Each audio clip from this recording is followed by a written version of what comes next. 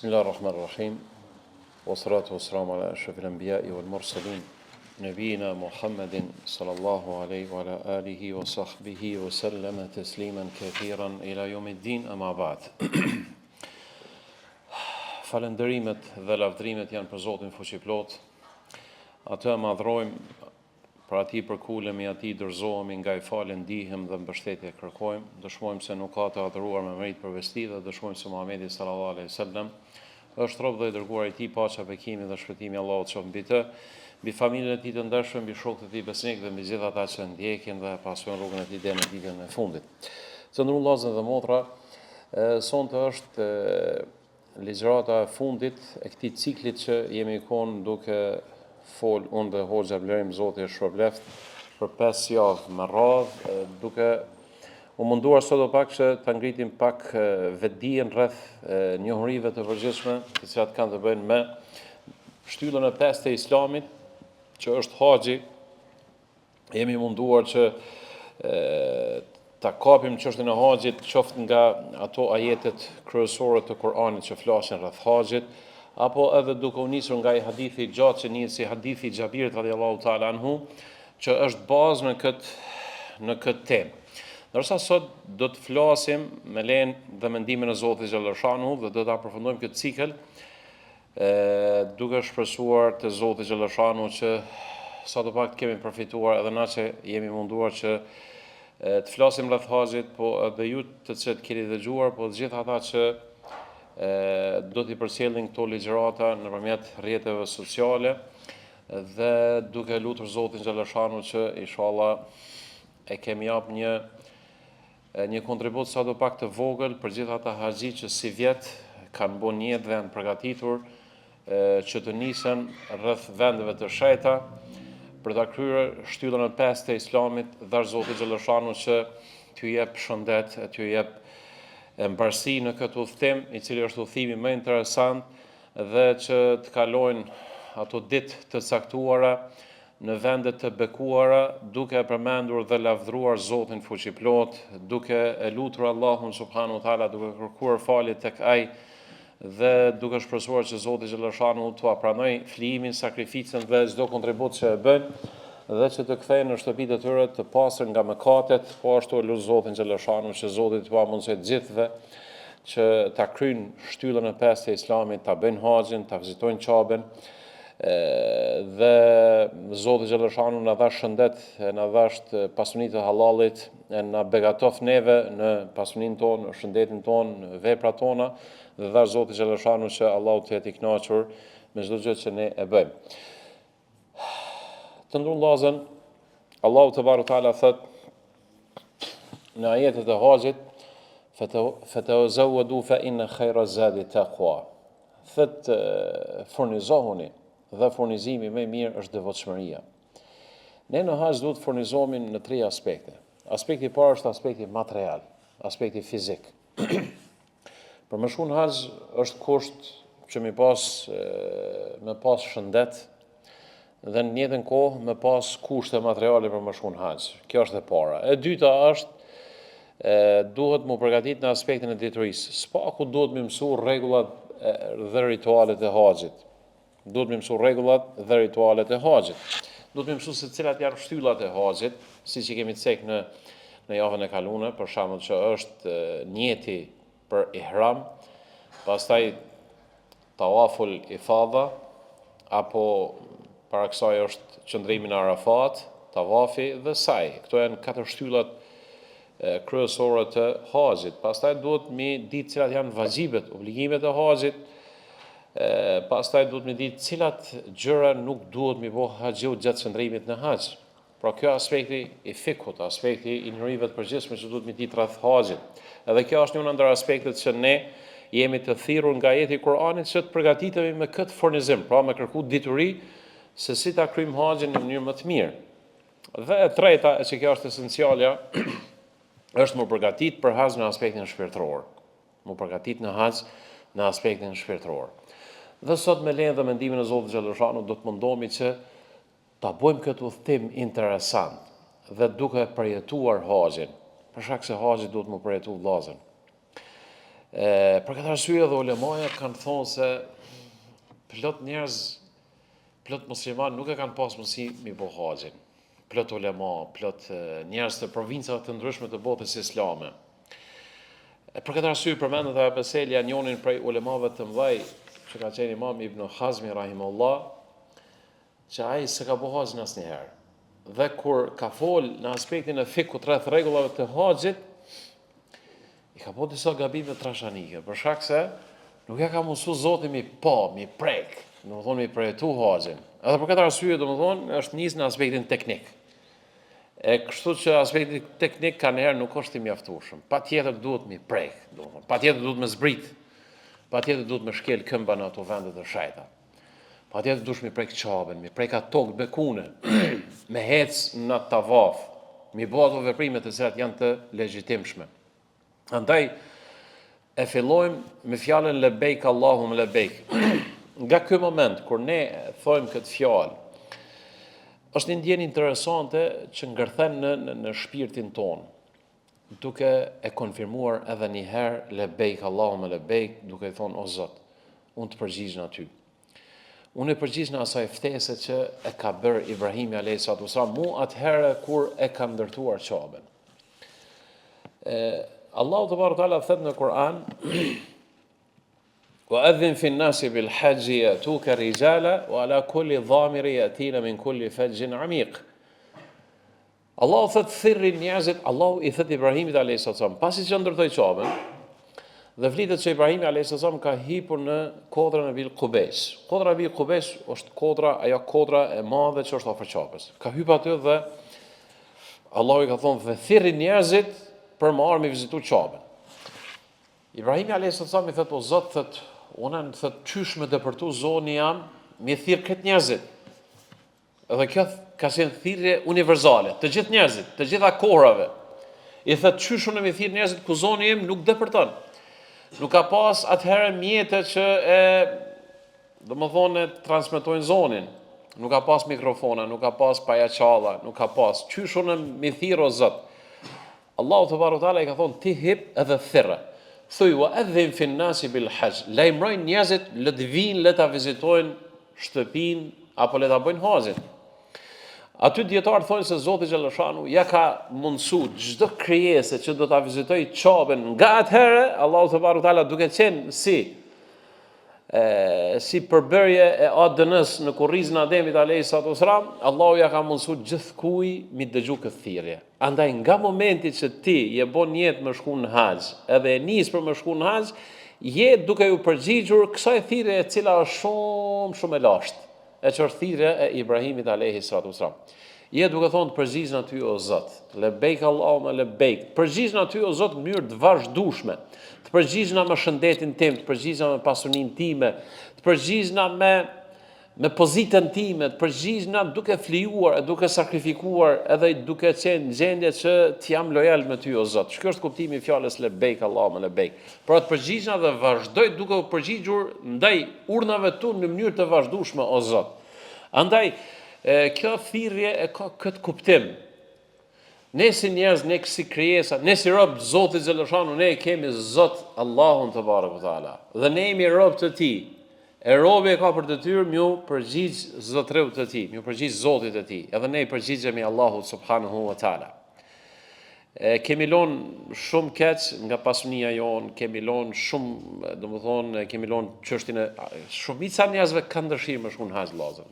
Mirë po kanë obligime, kanë angazhime, kanë punën, i kanë dallgat e jetës. Në momentin kur ti si haxhi vendos me shku në haxh, domethënë sikurse i kelon gjitha këto anash, edhe ju ki përgjigjur ftesës që ka bëu Ibrahimi alayhi salatu wasalam. I përgjigjesh Allahut pastaj duke i zhveshur rrobat e rëndomta të cilat ti i vesh çdo ditë. I vesh ato pantollona, i vesh ato tranerka, atë bluzë, i vesh ato rrobat e tuaja të cilat janë të rëndomta. Dhe në një moment i zhvesh. Edhe sikurse kjo zhveshje nënkupton që ti je ka dhënë mu zhvesh nga një jetë rutinë. Je ka dhënë mu zhvesh nga një jetë e zakontë dhe je ka dhënë mu tjetërsu, je ka dhënë mu transformu, je ka dhënë mu shndru në një krijesë këtë tjetër. Je ka dhënë mu bënë një shumë modest, një shumë të devotshëm, një i cili është shumë asket, një njeri I cili është I dhonë pas një çështje e cila është bota tjetër, është qabja, është flijimi, është sublimi më I lartë, është ajo sakrifica më e madhe që e bën njeriu. Je duke lënë sefan, je duke lënë komoditetin, je duke lënë luksin, edhe vesh vetëm ato 2 pelhurat e bardha, të cilat në shikim të parë duken se janë shumë të koklavitura, duken se janë shumë të zërshme për mu mbajt, ose duken se janë paksa të nevëreshme, mirë po janë kënaqësi. Janë moment shumë interesant, se cilë prej njerëzve, ku ti vesh rrobat e ihramit vëllazër, duhet mi përjetu këtë moment. Duhet mi përjetu se ti e ka zhveshësh nga e kaluara. Dhe ti e ka dhënë mi bo një jetë të re. Ti e ka dhënë më shku të Zoti Xhelashanu me faqe barësi, me rroba të bardha, me shpirt të pastër, duke përgjigj Zotit, sikur se më thon Zotit, o Zot, unë më shumë nuk muj me bo, çka se bona? Edhe kërkoj për te që ti o Zot, me qenë ai I cili do ta pranosh sakrificën time, ai I cili do të më përgjigjesh mua, I cili do të më përgjigjesh gjithë atyre lutjeve, gjithë atyre kërkesave të cilat unë do t'i bëj. Vazhdon haxhiu duke shkuar në Qabe. Kur shkon në Qabe, Qabja është një objekt I cili është inna awwala baytin wudi'a lin-nas alladhi bi Bakkata mubarakan hudan lil-alamin. Është objekti I parë I cili është ndërtuar mbi rruzën e tokës, shen adhurimin ndaj Zotit Xhelashanu. Je ka shkon në shtëpinë e Zotit Xhelashanu. E kur shkon te Qabja,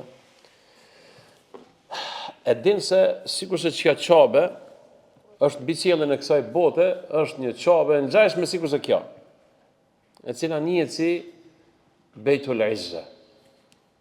E mbi qiellin e dytë, e mbi qiellin e tretë, të katërtin, e mbi të shtatin është një tjetër, që quhet Beitul Ma'mur.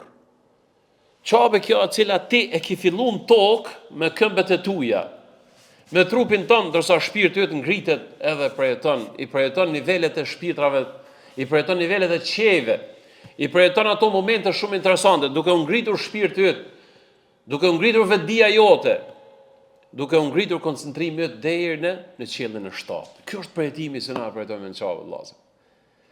Edhe kur të në tavaf, është një farë shoqërimi shumë interesante, që as vetë nuk e ndjen. Të humben për moment, të humben tup vetdia. Edhe del krejt në një botër tjetër. Në moment ti me trupin tonë fizik futesh në tavaf, edhe sikur se ajo turma tavafit ty të ngren, ose sikur se magneti, të kap edhe kimi bo tavafin shumë interesant. Edhe vish e ka shët duke u shkri trupi yt, duke hi në nivelet më të larta të shpirtit dhe duke përjetuar një afërsi, një moment shumë interesant. Një çast që nuk përshkruhet me fjalë. Një moment që lotët rrjedhin, e trupi lëviz, e forca dhe vullneti dhe energjia është në kulmin me të mundshëm të nivelit njerëzor. Kjo dashuri, vëllazën, kjo është momentin që nuk përshkruhet në kurrë. Kjo është momenti I tavafit. Edhe bën tavafin moment duke dalë për vetvetes tënde dhe duke u nënshtruar Zoti Xhelashanu qoftë edhe pa vetdi ashtu siç e bëjnë krejt krijesat që I binden dhe I nështrohen Zotit Xhelashanu. Zbashku duke bë tavafin me tonat me atë spiralen të cilat e bëjnë të gjitha me lajket në qiell duke u cjellur gjitha atyre shtëpive të cilat janë të Allahut në qiellin e parë, dytin e tretin deri tek qielli I 7. Andaj ky është përjetimi I tavafit vëllazën dhe motra. Kështu duhet ta përjetojmë tavafin. E fillojmë nga guri I zi. Nga ky guri I cili është guri. Është një objekt I cili është pa shpirt. Është një objekt I cili nuk ka ndjenja. Është një guri, mirë po është I zbritur prej xhenetit. Guri I cili, siç flitet Ibrahimi alayhis salam, kur e ka ndërtuar Qabën së bashku me Ismailin alayhis salam, në kandin ku sot është guri I zi, I thet Ismailit alayhis salam, ma sjell një guri që do t'i përshtatet këtij kandi. Edhe Ismaili xhermon po nuk e gjen. Derisa në fund kthehet edhe kur e sheh Ibrahimin alayhis salam e ka vendosur atë guri. Edhe I thet, o bab, e ku morë këtë guri? thëtë e ka sjell meleku prej xhenetit. Është copë e xhenetit e cila ka zbritur në tokë. Ka qenë i bardhë. Siç ka në hadith, ka qenë më i bardhë se sa qumshti. Ose wadathu khataya banu Adam. Ndërsa mëkatet e bijve të Ademit e njerëzve e kanë nxit këtë guri. Çish fra momente interesant. E ti këtë guri më të jap mundësia dhe mi prek ose me qenë afër ti ose me bë më shaj nga ai. Do thonë është një pjesë e xhenetit. E që ka ardhur në hadith që guri i zi në ditën e gjykimit do të ketë gojë dhe do të dëshmoj për gjithë ata që e kanë prek, e kanë puth apo dhe kanë bë më shaj nga ai. A përshëni, do të thonë çfarë statusi ka hazia? Do të thonë guri i zi ka më dëshmu për ty. Për këtë arsye ka thonë Omer radiallahu ta'ala anhu, kur ka folë për gurin e zi, thët, ja Hajar, thët, o Hajar, o guri, thët, unë e di që ti e guri, je i ngurt, nuk i shpirt, thët, po duhet më të puth për shkak se, e kum pa Muhamedit alayhis salam, duke të puthur ty, thët, edhe unë ty të puthi. Një ibadet me gurin e zi që e tregon kulmin e nënshtrimin ndaj Zotit xhaleshanu. Guri i ngurt, në moment duhet mi puth, edhe në moment duhet mi marr gurin edhe me gjujt. Që sa interesant. Edhe kjo ibadet, edhe mi puth gurin, po edhe me gjujt me gur e në haqë qenë ka ibadet. Na nuk ja dim ndoshta urtësit, pse kështut e ka bo Zoti xhaleshanu legjitime, mirë po jemi të bindur se Zoti xhaleshanu neve na ka mësuar kështut, edhe ne do të veprojmë kështut.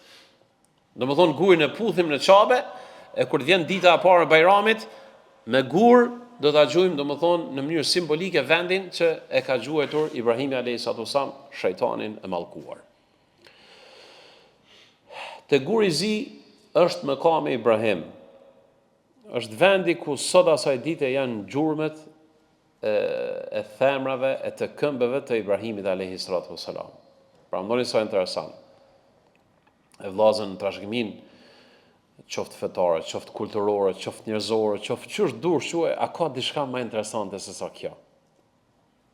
Vallahi asnjë besim, asnjë komunitet, asnjë gjë në botë nuk ka diçka interesante që kemi na muslimanët. E kemi Çabën, e ndërtuar qyse nga Ibrahimi alayhis salam, apo edhe para Ibrahimit alayhis salam që janë themelet e Çabës.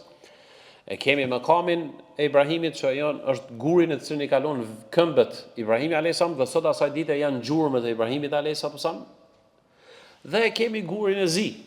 I kemi këto simbolika, këto gjëra të cilat janë shumë interesante. Për këtë arsye ne shkojmë që ti nënshtrohemi Zotit xhaleshanu duke pas kontakt me këto gjësende të cilat e kanë atë shëntrim. E që pastaj tek ne reflektojnë edhe në japin një ndjenjë shumë interesante. Pastaj aty e kemi edhe ujin e Zemzemit, që është ujë i bekuar, që është ujë i shet, që është ujë shërues, që është ujë mrekulli e Zotit xhaleshanu, me dal uji në atë shkretir, në atë shkëmbi, në atë vend, në atë lugin, është mrekulli e Zotit xhaleshanu, që i ka thyer ligjet e fizikës, edhe ka dal burimi ujit Zemzemit. Edhe kështu pastaj vazhdojmë të Safaja dhe të Marwa. Kur jemi këtu, të ndruar vllazën, kur flasim për Çabën, është e pamundur pa fol për tregimin e Ibrahimit alayhis salam. Dhe tregim shumë interesant, tregim shumë i cili është edukativ dhe është tregim që jep mesazhe të shumta. Ibrahimi alayhis salam në histori e dim se njihet si baba i pejgamberëve. Në një i cili jemi të thirrur gjithë njerëzit që ta imitojmë Ibrahimin alayhis salam. Vjen prej Babilonisë edhe shkon në Sham. Prej Shamit kthehet përsëri dhe shkon në Egjipt. Pastaj prej Egjiptit vjen në Mekën e bekuar. Meka, qytet, siç është e cilësuar në Kur'an, është el-Beled, pra el-Beled që do të thotë qytet. Është vend që Bejtul Atiq, është shtëpia vjetër, është civilizimi vjetër. Ibrahimi alayhis salam vjen në Mekë me bashkëshortën e tij me Haxherën dhe me një fëmijë posa të lindur. Edhe ka qenë shkëtir, s'ka pas asnjë element të jetës, as nuk ka pas gjelbrim, as nuk ka pas ujë, as nuk ka pas hiç asgjë. Edhe historia na mëson dhe në moment Ibrahimi alayhis salam e lën bashkëshortën e tij me një fëmijë të posalindur, me një sasi shumë modeste të ushqimit, disa kokra të hurmave dhe një sasi shumë të vogël të ujit. Edhe për disa çaste harxhohet ai ushqim dhe harxhohet ai ujë. Edhe tash bashkëshortja e Ibrahimit alayhis salam, dëgjoni çfarë debati interesant. Bashkëshortja e Ibrahimit alayhis salam, edhe sheh Ibrahimin alayhis salam duke lëvizur, duke ecur. Thotë o Ibrahim, thotë ku i ka shkon? Ibrahimi alayhis salam nuk fol vetëm se hec. Haxheria thotë, ja Ibrahim, o Ibrahim, thotë ku po shkon? Ibrahimi alayhis salam nuk fol hec. Hec. Ja Ibrahim, e vërtet thotë o Ibrahim, ku i ka shkon? Ku po na lën neve vetëm? Ç'është problem mu me fëmijë të vogël, s'ka as ushqim, as kurrëz. Ibrahimi alayhis salam, hec edhe nuk nalen. Ja Ibrahim, Allahu amaraka bi hadha. Thotë Ibrahim, thotë Allahu thotë ka urdhëruar në lënë neve këto. Kur e përmend Allahun, ndalet Ibrahimi alayhis salam. Kur e përmend Allahun, ndalet Ibrahimi alayhis salam. Thotë po, thotë Allahu thotë më ka urdhëruar me lënë ty çtu me gjatë bebën e vogël. Një gru fisnike, një gru e nështruar ndaj Zotit, një gru shumë e devotshme, një gru shumë e sinqert, një gru e cila është simbol i sakrificës, e thët një fjalë të madhe. Thët idhhab, thët shko. Idhen la yudhayyun Allahu abada. Thët shko, thët se neve nuk kom na lënë këtë Zoti. Subhanallah. Çfarë bindje në Zotin fuqiplot. Çfarë bindje në Zotin fuqiplot. Thët shko, thët se neve s'kom na lënë Zoti. S'ko me ikë dorë Zoti vjen neve. Thët shko, masi që të pas ka urdhëruar Allahu, ti vazhdo. A ka qenë lehtë për Ibrahimin alayhis salam milon fëmijën e posalindur dhe milon bashkëshortën në gjendje absolutisht s'ka qenë lehtë. Për shkak se ai ka pas ndjenja sikurse çu kemi edhe na. Edhe saqë kur e ka thirr nuk ka mujt mi kthy shpinën edhe nuk ka mujt mi kthy fytyrën edhe me fol me ta, se ndoshta e kishin mashtruar në një moment emocionet. Edhe ka hec. Kur e ka përmend Zotin, e kemi atë pikën e përbashkët, edhe unë edhe ti kemi Zotin. A Zotit ka urdhëruar? Thët po, thët shko, thët, masi kokët të kryeni punë Zotit, thët shko. Atëherë o haxhi nderuar, ti je duke bën një veprim që Zoti ka urdhëruar, Zoti ta ka bërë legjitime. Edhe ata që i lënë të familjes, edhe ata Zoti i ka urdhëruar në këtë mënyrë, një mbështet Zotit e Zoti ka më kujdes për ta. Edhe Ibrahim alayhis salam, njëri kur shkon në kodrën e Safas, hyp aty në kodrën e Safas edhe kthehet ka çagë. Edhe ngritur nga qielli. E thot Rabbana inni askantu min dhurriyyati biwadin ghayri dhi zar'in 'inda baytika al-muharram Rabbana liyuqimu as-salah. Thot o Zot, thot unë e lash familjen time në një luginë e cila nuk ka elementet kryesore të jetës. Thot po unë i lash aty me qëllim që yuqimu as-salah, që ta falin namazin, me qëllim që ta ndërtojnë lidhjen mes teje dhe mes tyre dhe mes teje. Më thonë me këto lutje Ibrahimi alayhis salam ju lut Zotit xhallahu shanuhu. Faj'al af'idatan min an-nasi tahwi ilayhim warzuqhum min ath-thamarati la'allahum yashkurun. Thotë o Zot, mundsoju që më strin veten, po mundsoju që në të kalon dikush edhe le të kenë shoqëni me njerëz. Dhe furnizoj me të mirat e tuaja o Zot me qëllim që ata të bëhen mirënjohës ndaj teje. Këto ishin lutjet e Ibrahimit alayhis salam. Andaj nderuar haxhi, ku të shkon në atë vend, lutë Zotin xhallahu shanuhu me këto lutje. Lutë Zotin për vete dhe për familjen tënde. Lutë Zotin xhallahu shanuhu për tashmëtarët e tu. Lutë Zotin xhallahu shanuhu që Allahu të jep jetë, Allahu të jep shëndet, që fëmijët e tu, pasardhësit e tu, njerëzit e tu të jenë të lidhur me Allahun subhanahu wa taala. Lutë Zotin xhallahu shanuhu që Allahu të jep mirësi, të jep begati, që Allahu t'i begatojë në jetën e tyre dhe të njëjtën kohë që të jenë mirënjohës dhe falendërues ndaj Allahut subhanahu wa taala. Andaj kur bëjmë lëvizjen, domethënë sajin kur vrapojmë në Safa dhe në Marve, duhet ta kemi këtë prioritet dhe duke e përjetuar momentin kur Haxheria, bashkëshortja e Ibrahimit alayhis salam, pasi që u sos ushqimi, vrapoi në këto dy kodra me qëllim që me gjet ushqim.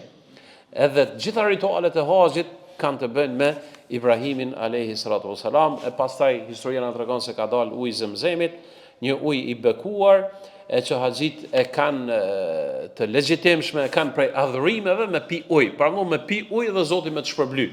Me pi ujë në Zemzemit duke emituar, domethënë Muhamedit sallallahu alaihi wasallam. E kështu më radh.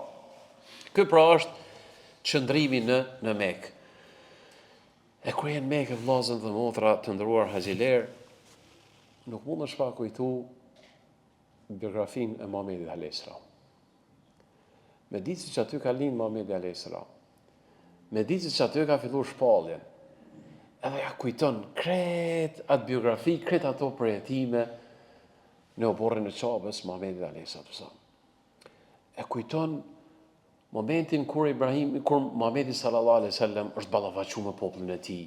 E kujton momentin kur gjyshi vet posa ka lindur e ka fru afër hijes së Qabës.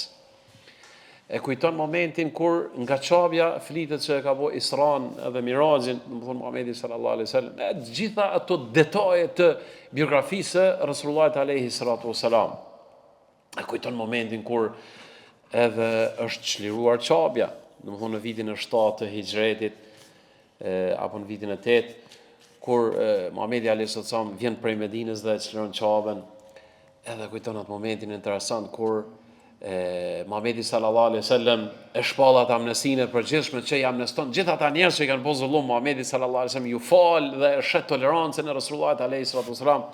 E kujton momentin kur Rasulullah sallallahu alaihi wasallam i flakron dasit mes popujve, mes etnive, mes njerëzve, duke hipur Bilalin mbi pjesën e sipërme të Qabës, duke i thonë ngritu dhe thirrë ezanin. Sa që disa prej Mekasve që ende ishin rishtas në Islam, e kanë po një debat shumë interesant, ose një mohabet. Njëri prej tyre sa ka pranuar Islamin. E kanë një shok të vetin, duke thonë, thët, as zgjedi Muhamedi alayhis salam në korp tjetër me hypën Qabë përveç Bilalit. Edhe njëri ka thonë, kisha thonë diçka, po e di se Muhamedi alayhis salam është pejgamber dhe i vjen shpallja, kështu që më mirë s'po foli. E ka bëu këtë gjest jo rastisht Rasulullah sallallahu alaihi wasallam. Me ka thënë që këtu flakrohen dasit. Me tregu se ky është objekti unifikues që kanë me vizitu krejt njerëzit, kanë mos sjell rreth tij dhe është objekt i unifikimit të muslimanëve. Dhe ku më thirr fjala e Zotit xhaleshanu, ku më jehu fjala Allahu Akbar, thirrja më e madhe islame, dhe kjo është simbolika e Qabës. E pastaj kujton momente shumë interesante gjatë qëndrimit në Mekë. Vazhdon pastaj në pjesën tjetër të ritualeve të haxhit që është Mina, pastaj duke vazhduar rrugën për në Arafat, e dita Arafatit është dita më e veçanta, është dita më e zgjedhura, është dita më simbolike e vitit, për shkak se në ditën e Arafatit, vllazën dhe motra, ka ndodhur mrekullia më e madhe e Zotit xhaleshanu. Pas plot 23 viteve shpallje, pas plot 23 viteve flim, sakrificë dhe angazhim, Zoti xhaleshanu e përmbylli, e përmbushi dhe Zoti xhaleshanu i tregoi Muhamedi alayhis salam dhe ja konfirmoi duke thënë se e përmbushë misionin tim. Dhe aty Zoti xhaleshanu e kompletoi fen dhe e konsideroi fen si dhuntin më të madhe që Zoti xhaleshanu e ka ndarë për njeriu. Andaj kjo është dita e Arafatit. Në ditën e Arafatit ka ndodhur ky moment. Pra në ditën e Arafatit është rrumbullaksuar, është përmbyllur dhe është kryerëzuar shpallja. El-yawma akmaltu lakum dinakum wa atmamtu alaykum ni'mati wa raditu lakum al-islam dina. Dhe feja këtu merr primatin e atij konceptit hynor që Zoti xhaleshanu është i kënaqur që feja islame me qenë ajo platforma hynore e zbritur për njeriu, që njeriu duhet të jetojë mbas të kësaj platforme, e cila është e kompletuar, e cila është e përsosur dhe e cila është e përkryer. Andaj feja jonë islame është ndërtuar dhe ngritur mbi 3 shtyllat kryesore, që ka të bëjë me çështjen e besimit, që është lidhja mes nesh dhe mes Allahut subhanahu wa taala, që janë çështjet e besimit, besimin në Zotin, besimin në melajke, besimin në kader, besimin në pejgamber, besimin në libra të shpallura, besimin në botën tjetër, gjitha këto ka shtylla e parë që është bazike. Pastaj është shtylla e dytë që ka të bëjë me çështjen e ligjeve, çështjen e legjislacionit, aspektin juridik, raportet ndërnjerëzore, ritualet fetare. Dhe e treta, shtylla apo pjesa e moralit, që fe nuk quhet nëse është mangu njona prej këtyre trijave. Pra në fen tonë islame kemi çështje të besimit, kemi çështje të cilat janë të ligjeve, dispozitave, normave dhe kemi aspektin e moralit. Dhe këto trijat e përbëjnë fen. Dhe nëse marrë dhe analizojmë fjalimin e fundit që e ka marrë Muhamedi sallallahu alaihi wasallam, sikurse i konfirmon këto tri shtylla, duke u fuqizuar në fuqizimin e besimit, në përsosshmërinë e dispozitave të Zotit xhallashanuhu dhe në përsosshmërinë e moralit. Andaj në ditën e Arafatit është përmbyll feja. Dhe për këtë arsye, Muhamedi sallallahu alaihi wasallam në ditën e Arafatit ka qenë shumë i përkushtuar në dua, në lutje, në falëndrim ndaj Allahut subhanahu wa taala. Mjafton se i hipur në devën e tij Muhamedi sallallahu alaihi wasallam, pothuajse 7 apo 8 orë në mënyrë të pandërprer, pa u nal vazhdimisht, ose ka qenë duke madhnu Zotin, ose ka qenë duke kërkuar falje, ose ka qenë duke e falendëruar Allahun subhanahu wa taala. Sa që në moment vjen dikush njërin prej sahabeve, edhe jep ujë me pi Rasulullah alayhi salatu wasalam. Rasulullah sallallahu alaihi wasallam me njërin dorë e merr enën, edhe me dorën e djathtë vazhdimisht bën dua, që ka dashur të thonë se kjo është dita e finales. Është dita e finales edhe nuk është ndal Rasulullah sallallahu alaihi wasallam nga doja. Nga se në ditën e Arafatit është dita në të cilën zbret Allahu subhanahu wa taala në qiellin e kësaj dunjas. Është dita në të cilën Zoti xhallashanuhu amneston numër të madh nga hidhrimi i tij nga zjarri i xhenemit. Është dita me të cilën Zoti xhallashanuhu mburret me haxhit para melajkeve. Është dita në të cilën Allahu te barekuhu teala e ka kompletuar fen. Është dita që Zoti xhallashanuhu i fut njerëzit në xhenet dhe është dita që shejtani kur më herët nuk është pa më dëshpëruar se sa në ditën e Arafatit, kur e sheh dhe kur e prejeton ose kur e vren mëshirën e madhe të Allahut subhanahu wa taala.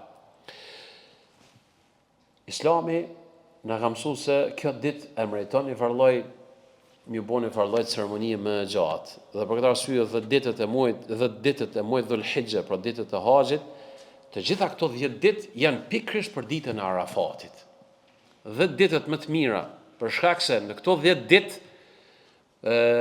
të bëhen, që kanë thonë ulemaja, bëhen bashkë të gjitha kryeveprat kryesore të fesë tonë islame. Se në ditët e Dhul-Hijjes, pra në ditët e Haxhit, që nuk krahasohen me asnjë ditë tjetër, as me ditët e Ramazanit, këto janë më të vlefshme. Për shkak se këtu kompletohen pothuajse krye adhurimet kryesore të fesë tonë islame. Ka namaz, ka dhikr, ka falëndrim, ka zeqat, ka agjerim për ata që nuk janë në haxh, dhe megjithatë ka edhe haxh. E që haxhi nuk bëhet vetëm se në ditën e Arafatit. Për këtë arsye ja vlen më angazhu 10 ditë me qëllim që marrë dete dita e Arafatit. Ashtu që ja vlen për natën e Kadrit, që është dita e parë e zbritjes së Kur'anit, që është në natën e Kadrit. Nata e Kadrit është enigmë, kurse dita e Arafatit dihet. Për këtë arsye vëllezër dhe motra, është interesante ku ulemaja thonë se është shumë interesante. Muslimanët janë të thirrur që ta gjurmojnë natën e Kadrit që nuk dihet se kur është. Nuk dihet saktësisht a është nata 27, a është nata 25, 29, 23, 21, nuk dihet saktësisht. Për këtë arsye muslimanët duhet me bë adhurim 10 net, me vetmin qëllim për me arrit natën e Kadrit. Ndërsa tek ditët e Dhul-Hijjes dita dihet saktësisht, është dita e Arafatit. E pse atëherë domethënë nëse marrim dhe e shohim se angazhimi i muslimanëve për të adhuruar Zotin, për me fliju, për më bëu më të mirë, është më i madh në Ramazan se sa në 10 ditët e Dhul-Hijjes. Për shkak se ulemaja kanë thonë se Zoti xhallashanuhu për këto 10 ditë i ka zgjedhur vetëm njerëzit më special që janë të umetit. Andaj, nëse Allahu të ka jap sukses me shku në haxh, nëse Allahu të ka zgjedhur me shku në haxh, dije se je prej atyre të përzgjedhurve. Nëse Allahu ta ka mundsuar me bëj ibadet gjatë 10 ditëve të Dhul-Hijjes, dije se je prej të përzgjedhurve të pakt që Zoti te barekuhu teala i ka zgjedhur. Dhe e përfundon me gjuajtjen e gurve. Edhe hedhja gurve e ka atë simbolikën shumë interesante të ndonjëllazën dhe motra. Është një moment shumë interesant kur ti i gjun gurt edhe e madhnon Zotin xhallashanuhu. Ashtu siç ka thënë Muhamedi sallallahu alaihi wasallam, thot inma ju'ila at-tawafu was-sa'i war-rami wal-halqu li iqamati dhikrillah. Thot gjitha këto rituale që i bën haxhiu janë bërë legjitime me qëllim që haxhiu ta madhnon Zotin xhallashanuhu. Andaj thash më herët, ne e madhnojmë Zotin kur e puthim gurin e zi, edhe vetëm atë e puthim, asnjë gur tjetër, dhe e madhnojmë Zotin po ashtu duke e hedhur gurin, duke e gjuajtur. Të gjitha këto janë ibadete. Që e përbashkëta këtyre është në nështrimin ndaj Zotit xhallashanuhu. Dhe ne i nënshtrohemi Allahut subhanahu wa taala si musliman, si besimtar, dhe për këtë arsye ne jemi musliman. E hedhim gurin, e gjuajmë gurin duke konfirmuar edhe një herë atë qëndrimin ton armiqësor që ne kemi ndaj shejtanit. Nëse shejtani deri sot na ka sulmuar neve, ndërsa ne sot me gjithat arritjet që kemi bërë gjatë qëndrimit ton në haxh, me lejen e Zotit xhallashanuhu kemi arritur deri në atë nivel sa që na e kemi fuqizuar imunitetin ton, e kemi plotësuar besimin ton, jemi përmirësuar dhe shpresojmë që tashmë jemi ata që më nuk do t'jemi jemi preh dhe nuk do t'jemi cak i joshjeve, i ngacmimeve dhe i çytjeve të shejtanit. Dhe largohemi nga çabja duke e bërë tavafin lamtomirës me shpresë që nuk do të ndahemi përgjithmonë nga çabja, mirë po me shpresë që do të rikthehemi përsëri në çabe. Dhe duke i konfirmuar përsëri atë thënien lebejk Allahumma lebejk, që të përgjigjemi ty o Zot edhe pasi që të kthehem në shtëpi. Dhash Zoti xhallashanuhu që haxhi vërtet jetë një udhtim i cili gjurmët e haxhit do të mbesin deri sa të jetojë njeriu në këtë jetë dhe ashtu të ndodh. Pyeteni çdo haxhi i cili ka shkuar, ko pas kohë e përmend çabën, e përmend ujin e Zemzemit, e përmend tavafin, e përmend Arafatin, e përmend sajin, e përmend gjujtjen e gurve, e përmend qëndrimin në Muzdelife, e përmend qëndrimin në Mina, e përmend atë atmosferë e cili ku pas kohë dhe kur nuk hiqet ajo, për shkak se ngjizet në shpirtin ton, ngjizet në karakterin ton dhe ajo komet majt, ajo energji, ai vullnet dhe ai shpirt komet majt derisa të jetosh këtë jetë.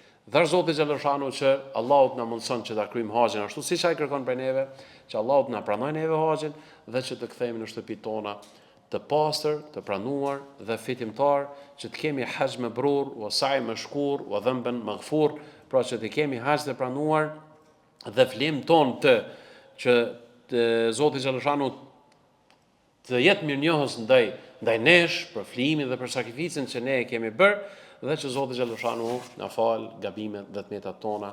E lut Zotin xhallashanuhu që Allahut na bekoj, Allahut ju lehtësoj haxhive që të shkojnë në çabe sa më mirë, sa më lehtë, të kryejnë të gjitha këto rituale dhe dhash Zotit që të kthehen në shtëpitë e tyre të pastër dhe të pranuar nga Zoti xhallashanuhu. Ndërsa për neve të tjerëve, lutim Zotin që të gjithëve Allahut na mundson që shpesh ta vizitojmë çaben e të kryejmë ritualet dhe të kryejmë obligimet e Allahut. Alhamdulillahi rabbil alamin.